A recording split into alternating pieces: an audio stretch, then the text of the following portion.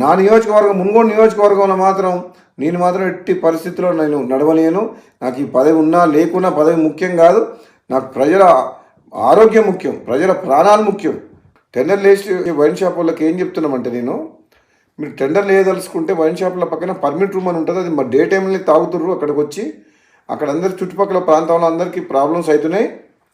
అక్కడ permit room అనేది ఉండదు. మా మున్గోడులో మేము నడవలేము అని చెప్పినాం. అలౌ చేయను. నేను ఎమ్మెల్యేగా ఉన్నంత వరకు ప్రజల ప్రాణాలు, ప్రజల ఆరోగ్యమే నాకు ఇంపడి తప్పితే ప్రజల జీవితాలతో ఆడుకునే ఎవరు ఏ పని చేసినా ఎట్టి పరిస్థితుల్లో ఒప్పుకునే ప్రసక్తే లేదు. ఊరు బయట ఉండాల్సిన వైన్ షాపు ఊరు సెంటర్లో ఉంటుంది. బెల్ షాప్లోకి అమ్మొద్దంటే మళ్ళీ దొంగసాటుగా బెల్ షాప్లో అమ్ముతుండ్రు. అది అమ్మొద్దో చెప్తున్నా. ప్లస్ మళ్ళీ వీళ్ళందరూ వైన్ షాపులు అందరూ కలిసి సిండికేట్ అవుతుండ్రు.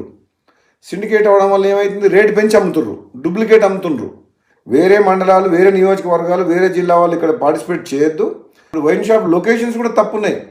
టౌన్లో, సెంటర్లో, పబ్లిక్ ప్లేసెస్లో పెట్టిండ్రు. అది ఊరు బయట పెట్టాలి వైన్ షాప్. అసలు తప్పకుండా ఈ మున్గోడుతో పాటు తెలంగాణ రాష్ట్రంలో ఈ ఎక్సైజ్ పాలసీని సమీక్షించి ఈ ప్రజల ఆరోగ్యం ఖరాబ్ చేసేది కాదు, ప్రజల ఆరోగ్యం మెరుగుపరిచే విధంగా మనం ఏ విధంగా ప్రభుత్వం పనిచేయాలనో ఆలోచన చేయాలని చెప్పి కూడా ప్రభుత్వం దృష్టికి తీసుకుపోతున్నాను.